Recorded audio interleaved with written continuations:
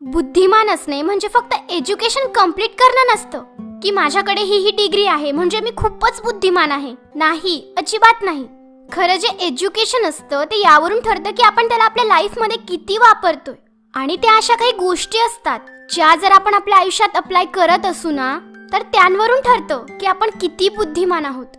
तर तसंच आज मी असे काही पॉइंट्स, असे काही क्वेश्चन विचारणार आहे, त्यावरून तुम्ही स्वतःला पॉइंट द्यायचे. जर तुम्ही तसं करत असाल तर पॉइंट द्यायचा आणि नसेल करत तर पॉइंट नाही द्यायचा. यावरून तुमचं एक रिपोर्ट कार्ड बनणार आहे. आज आपल्याला शाळेतून, कॉलेजमधून रिपोर्ट कार्ड मिळतं ज्यावर आपले मार्क्स असतात. चला तर मग बघूया आयुष्याच्या रिपोर्ट कार्ड मध्ये तुम्हाला किती मार्क्स मिळत आहेत ते. चला तर मग पहिला प्रश्न. एखाद्या शिकलेल्या व्यक्तीची हीच निशाणी असते की तो पूर्ण जीवनभर एक स्टुडंट म्हणून राहतो, एक विद्यार्थी म्हणून राहतो. म्हणजे काय तर नेहमीच त्याला वेगवेगळ्या गोष्टी शिकायला खूप आवडतं. मग ती गोष्ट कितीही छोटी असू द्या किंवा कितीही मोठी असू द्या, पण ती जर काही नवीन असेल ना तर त्यात त्याला इंटरेस्ट येतो. ती गोष्ट त्याला समजून घ्यावीशी वाटते की हे नवीन काय आहे, कशाबद्दल आहे. तर मग तुम्हाला काय वाटतं? तुम्हाला वाटतं का की प्रत्येक गोष्ट आपण जाणून घेतली पाहिजे, एखादी गोष्ट नवीन वाटली तर ती शिकली पाहिजे? जर तसं वाटत असेल तर स्वतःला मार्क्स नक्की द्या, आणि नसेल वाटत तर नका देऊ. पुढचा प्रश्न. तुम्ही जे करता, समजा तुमच्याकडनं एखादी चूक झाली तर त्या चुकीचा पूर्ण आरोप तुम्ही स्वतःवर घेता की दुसऱ्यावर लावून देता, की नाही हे याच्यामुळे झालंय, हे त्याच्यामुळे झालंय, मी असं नाही केलंय. कारण स्वतःची चूक मान्य करणं ही खरंच खूप मोठी गोष्ट असते. आणि स्वतःची चूक असून आपण याला त्याला कारण देतो, याला त्याला कारणीभूत ठरवतो, हे बरोबर नसतं. तर तुम्ही काय करता? जर तुमच्यातही स्वतःची चूक मान्य करायची हिंमत असेल ना तर स्वतःला एक पॉइंट नक्की द्या.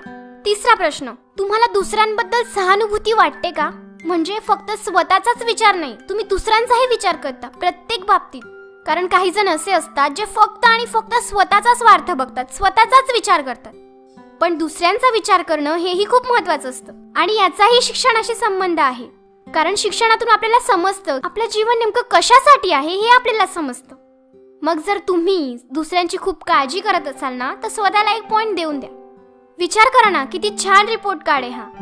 आपण स्वतःहून स्वतःला प्रामाणिकपणे मार्क्स देतोय, कुठलीही चिटिंग न करता. हा, तर पुढचा प्रश्न. समजा तुम्हाला कोणी काही बोललं, तुम्हाला कोणी काही चांगलं सांगतंय, तर तुम्ही ते ऐकायची कॅपॅसिटी ठेवता का? कारण काही जण असे असतात ना, ते कोणाचं चांगलंही नाही ऐकून घेत. कोणी काही सांगतंय ना की अरे तू ही गोष्ट बदलायला हवी, तर त्याला ते पटतच नाही. हा, कशाला बदलायला हवी, मी जसा आहे ना तसा खूप चांगला आहे. पण नाही, कधी कधी समोरचा आपल्याला खूप चांगलं सांगत असतो, त्यावर विचार केला पाहिजे की खरंच का माझी ही गोष्ट खरंच वेगळी आहे का, मी ती बदलायला हवी का?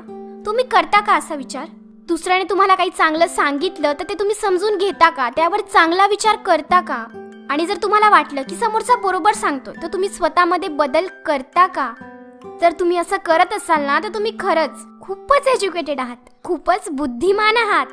द्या मग स्वतःला मार्क्स जर तुम्ही हे करत असाल तर.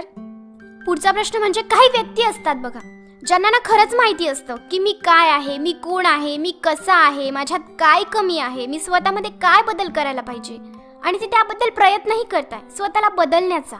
कारण एखाद्या व्यक्तीमध्ये एखादा वाईट गुण असतो आणि तो त्यालाही माहिती असतो.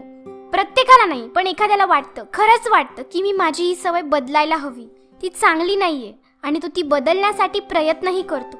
जर तुम्ही असं करत असाल ना तर स्वतःला एक मार्क नक्की द्या. Next question.